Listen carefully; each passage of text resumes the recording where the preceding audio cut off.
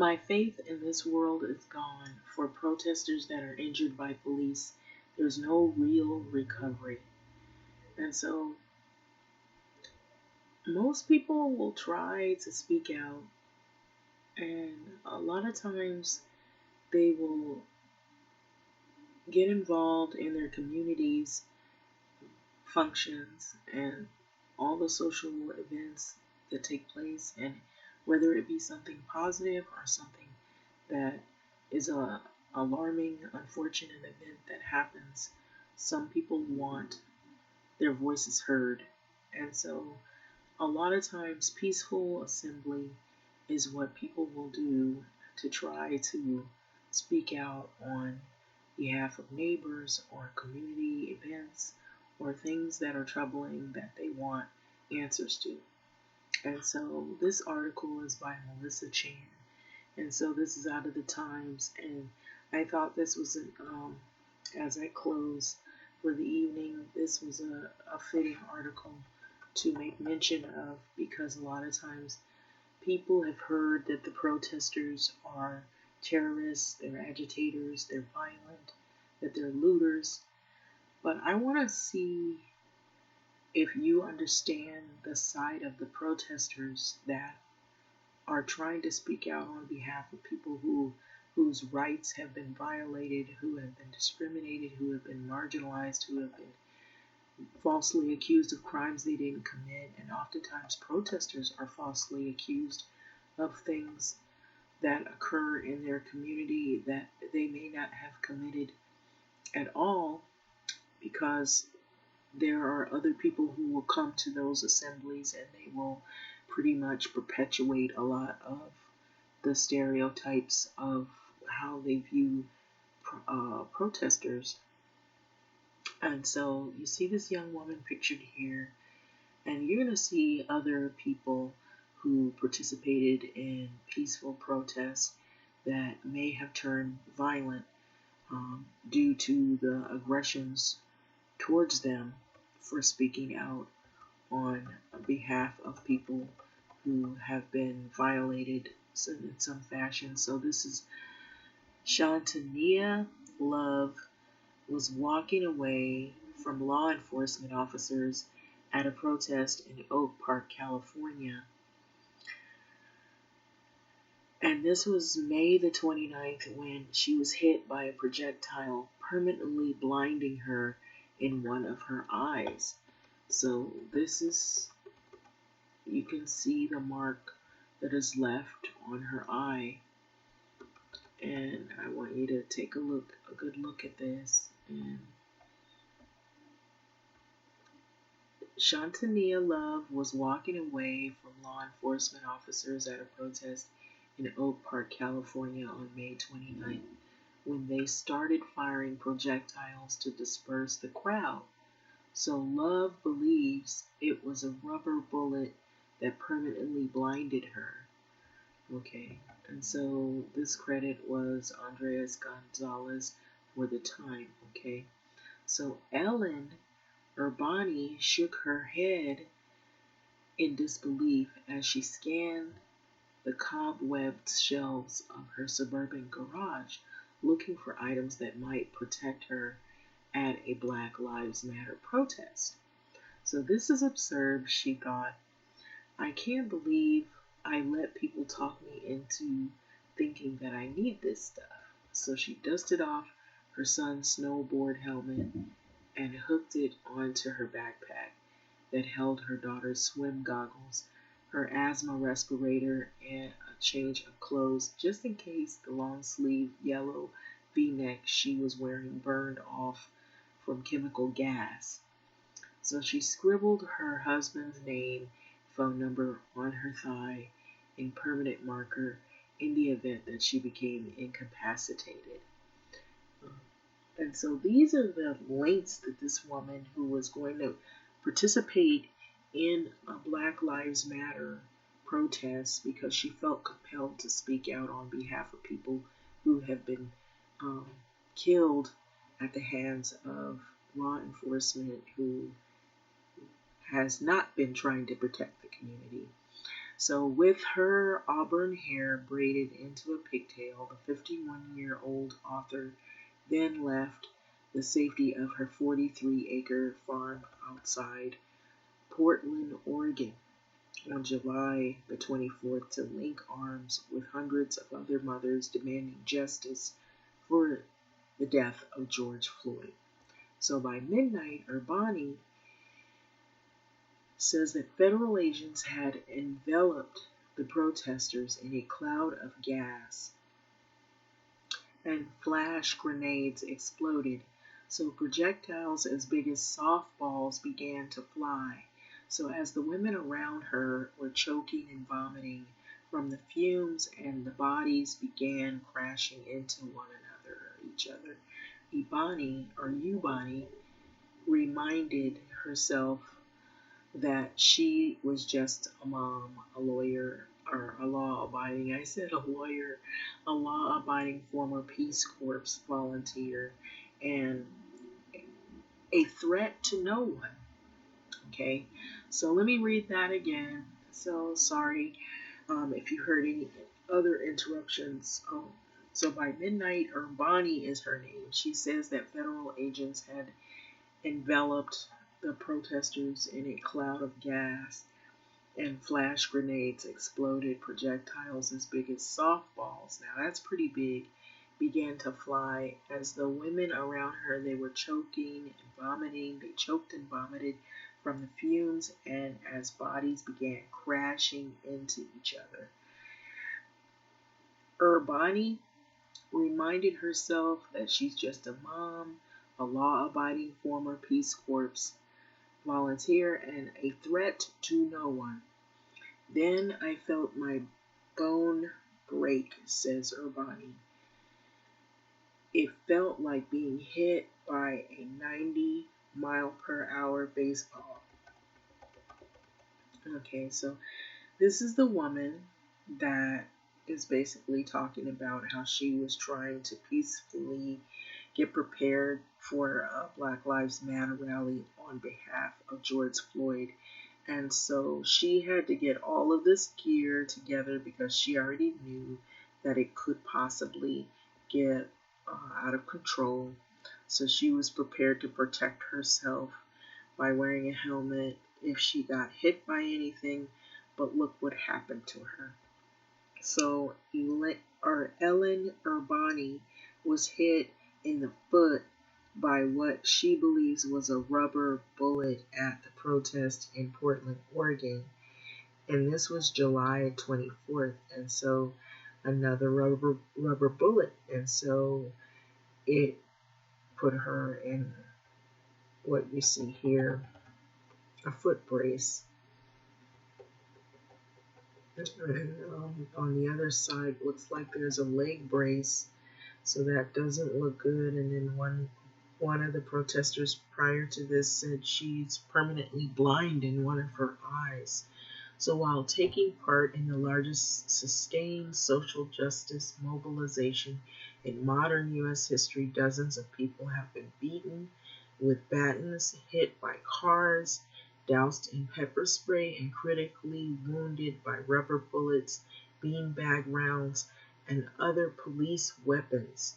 More than 93% of the Black Lives Matter protests across the U.S. have been peaceful, according to an analysis of more than 7,750 demonstrations from May 26th to August the 22nd. So by the nonprofit Armed Conflict Location and Event Data Project. So even so, at least 115 protesters were shot in the face, the head, the neck, with various projectiles, including bullets and tear gas canisters, from May the 26th to July the 27th, according to a report by Physicians for Human Rights.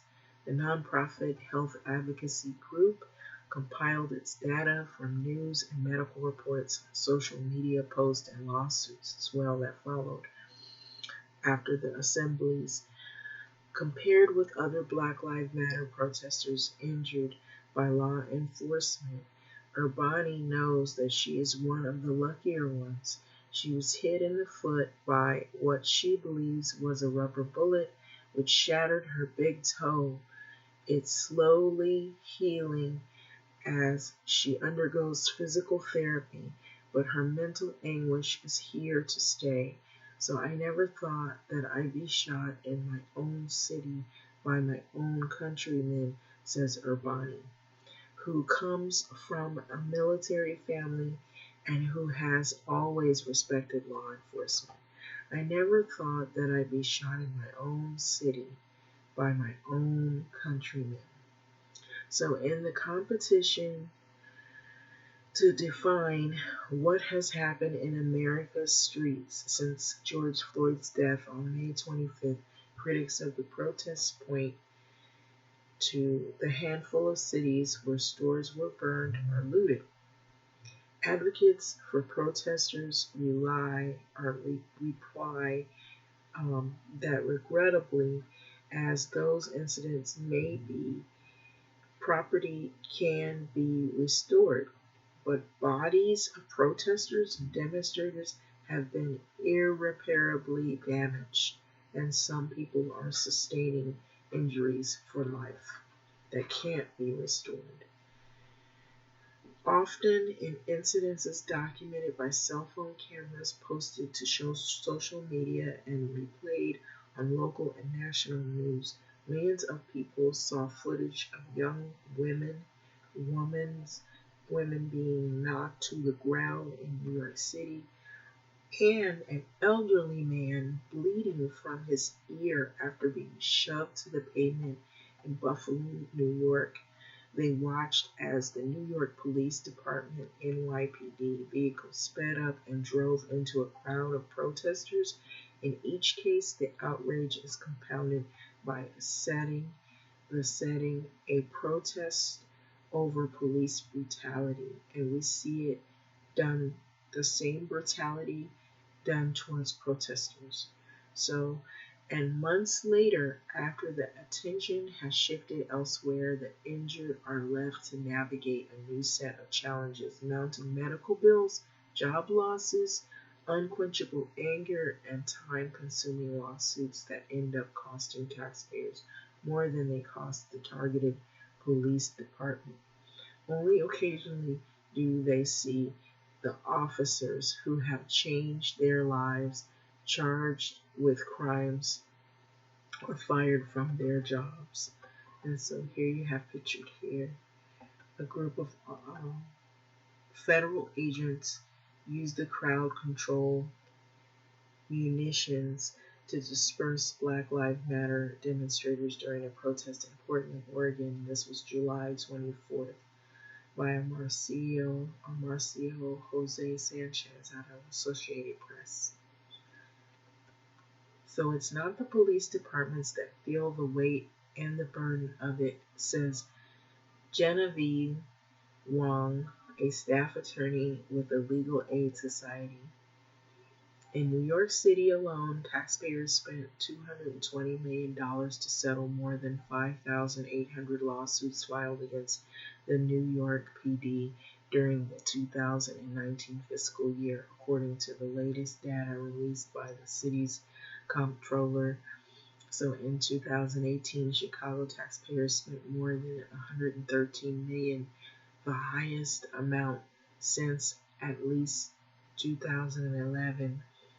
To settle police misconduct lawsuits and pay for outside lawyers, according to an analysis by the Chicago Reader.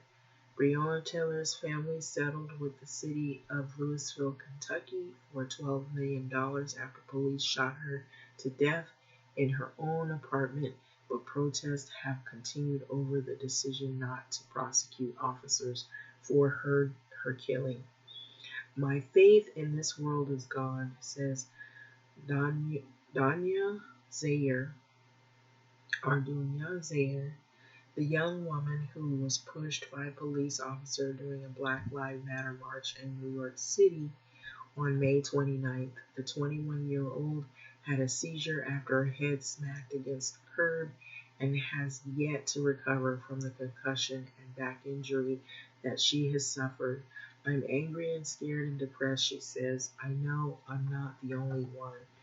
On July the 11th, Donovan LaBella was holding a stereo above his head at Portland, Oregon protest, blasting a song by the artist Dax called Black Lives Matter, when a line of U.S.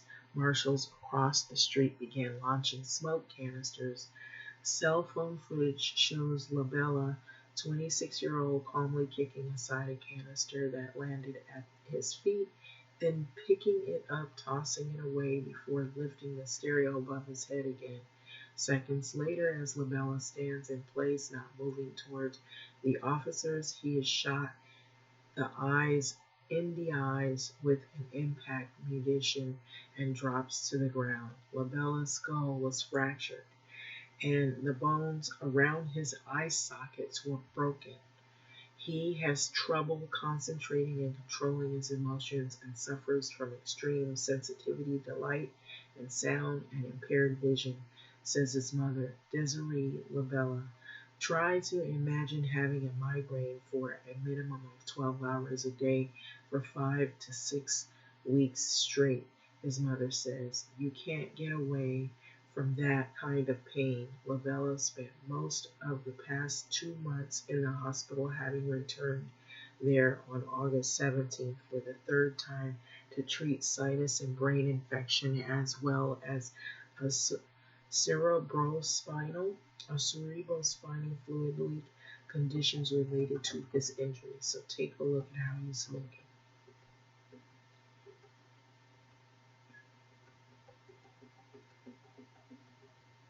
So that's Donovan LaBella, who was shot with impact ammunition at the protest in Portland, Oregon on July 11, fracturing his skull and breaking bones around his left eye socket. And so you can see it here.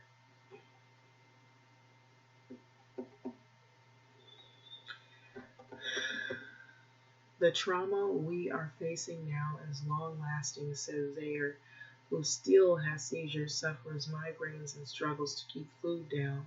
The former competitive gymnast is in physical therapy up to 5 times a week when she's not sitting in a waiting room to see multiple specialists.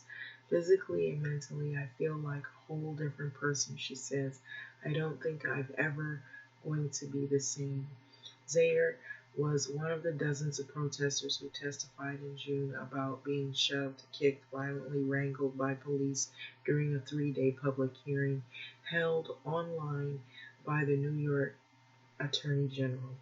So some displayed cuts, bruises, as they told investigators that they were kicked in the jaw, thrown against brick walls, and pushed off bikes.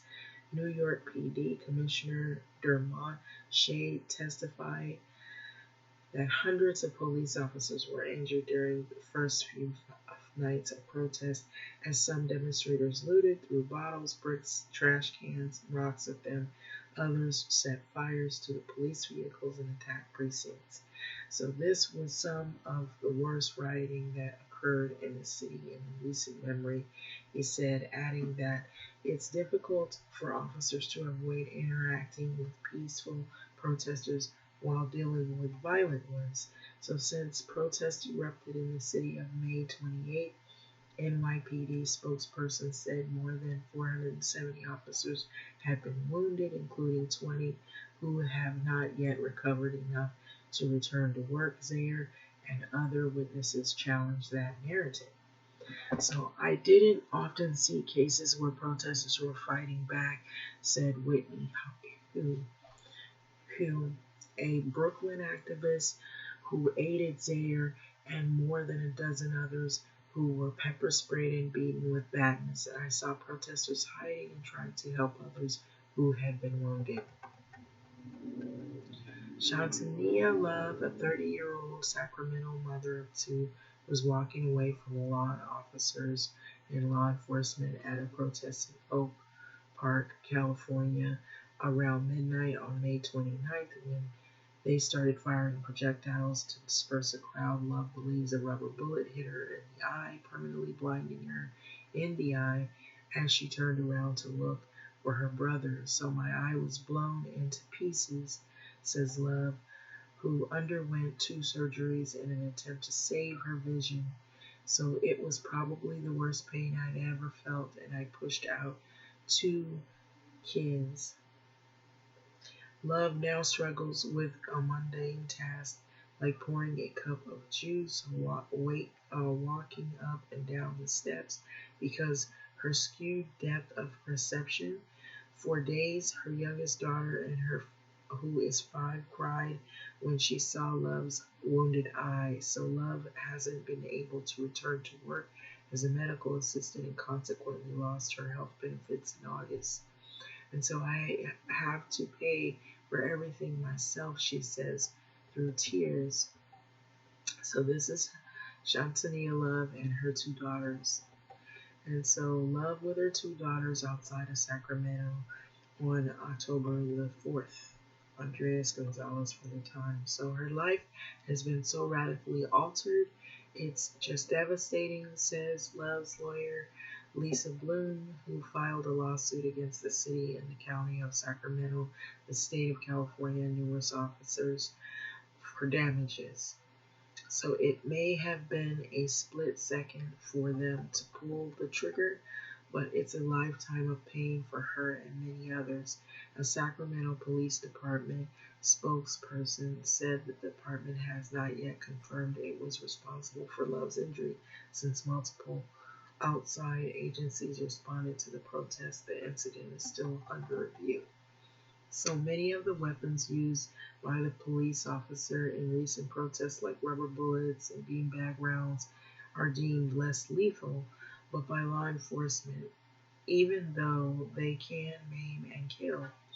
From January the 1990 to 2017, at least 53 people died after such weapons were used for crowd controlling incidences around the world, according to the 2017 study published in medical journal BMJ Open. So 300 others suffered permanent disabilities, often being struck in the head and neck. Bullets by another name are still bullets, says Dr. Rohini Har, the study's lead author. So as an emergency doctor in Oakland, California, Har says that she witnessed the damage of the projectiles firsthand in 2014 when rubber bullets were used on Black Lives Matter protesters amid of unrest over a St. Louis grand jury decision not to charge officers that were involved in Michael Brown's shooting death. So when police answered the protest with violence in 2020, she was not surprised. So the level of violence that police officers have used throughout history against people exercising their constitutional right to protest is really quite staggering. So neither were historians. Recent accounts of police aggression mirror those seen multiple times in American history, according to the historian and author Heather Ann Thompson, who studies the 1960s and the 1970s policing and protest movements. Her book, Blood in the Water, about Attica, New York prison uprising, won the 2017 Pulitzer Prize in History. So there's a long history of this, says Thompson, citing a 1968 protest of the Democratic National Convention and a massacre that same year in the Orangeburgs of South Carolina, in which law enforcement killed 3 students and wounded more than 2,000 others during civil rights protests. So the level of violence that police officers have used throughout history against people exercising a constitutional right to protest is really quite staggering, she says. So what's new? Thompson says is that police are militarized, often with surplus U.S. Army equipment designed for use in wars of occupation.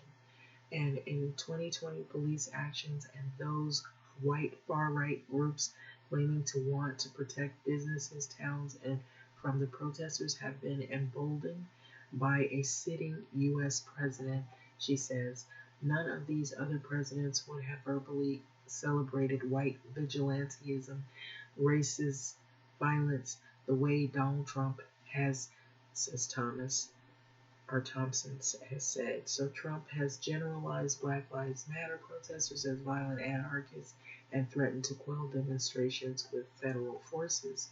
These are not peaceful protesters, he tweeted in a part on September 8th. They are thugs. During the decade that Martin Gugino or Gugino has spent protesting. 75-year-old retiree has been arrested at demonstrations 4 times and faced charges ranging from misdemeanor trespassing, demonstrating without a permit. He had never been convicted in court or injured at a protest until June 4th, when a police officer in Buffalo, New York, pushed Gugino onto the pavement. In some of the most graphic footage to emerge from the protest movement, Gugino is seen staggering backward and then falls on his back to the sidewalk, his head slamming to the ground. Blood leaks from his ear, and more than a dozen officers in the riot gear stream past the apparently unconscious man without helping him up. And the last thing Eugenio remembers seeing is a line of helmeted officers coming towards him with batons. So when I was in the hospital, Eugenio says, I thought, what's all the fuss about? And then I saw the video and I said, oh yeah, I get it. He suffered a fractured skull and concussion and was hospitalized for about a month, the last 3 weeks of which were spent in physical therapy, relearning how to walk. When he was first hospitalized, Eugenio says that he could not hear anything because his ears were full of blood. Eugenio, who is hoping for a full recovery, says the experience was a small sample of what Black people endure on a daily basis. It's unacceptable, he says, of police violence, and they need to be corrected. And so the cops have just got the wrong idea. The bad ideas have been bad consequences. And so this is him pictured here, Martin Gugino, who was shoved by police officers in Buffalo, New York, June the 4th. This is by Mike Diamond, WBFO NPR. This is still footage, and he was bleeding from his ear, and none of the officers offered to help this man up. They walked right past him. So some officers are facing those consequences. On June 6th, prosecutors charged 2 officers involved with Eugenio's incident with the felony assault. So 4 other law enforcement officers in Indiana, Philadelphia are facing assault charges for clashes caught on camera. One is accused of pepper spraying protesters in the face while they were kneeling.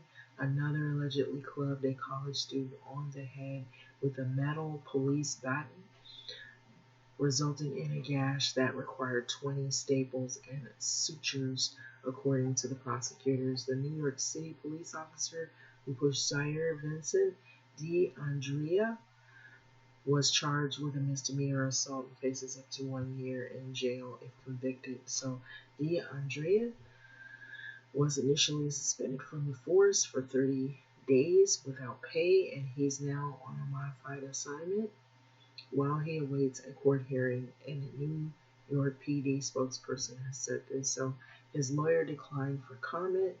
They put a band-aid on a bullet wound, says Zaire, who wanted D'Andrea to be fired. So 4 people whose cases don't end in charges against police, often because their injuries are not caught on camera.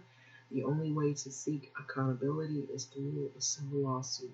So August 24th, Ellen Urbani, and 3 other injured demonstrators filed a class action lawsuit claiming the federal agents Trump deployed to Portland, Oregon used unconstitutional and unnecessary force against protesters. So Attorney General William Barr defended the agents' actions in testimony before the House Judiciary Committee on July 28, saying violent rioters and anarchists have hijacked legitimate protests. Love now struggles with the mundane tasks like pouring a cup of juice or walking up and down the stairs because of her skewed depth of perception. She was hit in the eye, permanently losing sight, hit in the eye with a rubber bullet during a protest in Oakland, California.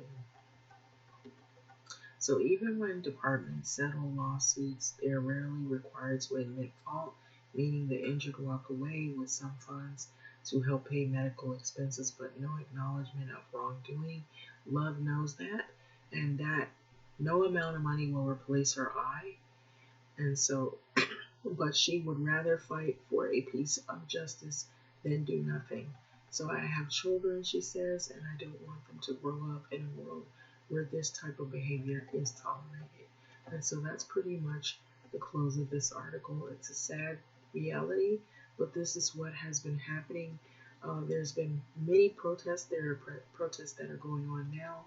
Protesters are oftentimes made to look as criminals, made to look as agitators, looters, and anarchists, but they are often beaten, they're abused, they're attacked, and they are permanently damaged for life in some shape, form, or fashion. And no amount of money can bring eyesights back, and wounds, and legs and brain damage cannot be replaced as a building can be replaced or a window can be replaced, or so a lot of times too, peaceful protesters are lumped in with people who are agitators that are trying to make a peaceful protest look as though it is violent, and then oftentimes they are met with a lot of aggression. And so this is what injuries you see the protesters that were trying to peacefully assemble have to be faced with. So I'd like to say at the close of this, be safe, and there are more protests that are going to happen because of the way things have been going. People do not feel like their voice is heard. There's a lot of injustice, and as there's injustice and as there's violent militia groups and people that are pretty much trying to take over situations and incite fear, there are always peaceful protests that are trying to speak out and trying to promote a calm, but they're also having these protests infiltrated with people who are trying to start problems and turn the protest into something that was positive into something that is negative. And then there's a false picture painted of these individuals. So I wanted to make light of protesters not as being what Trump calls thugs, but these are human beings. They have lives, they have families, and now they're injured all because they were using their constitutional right to speak out against the very violence that has been done to them. And so, having said that, I'm going to let this video go. Thank you for listening.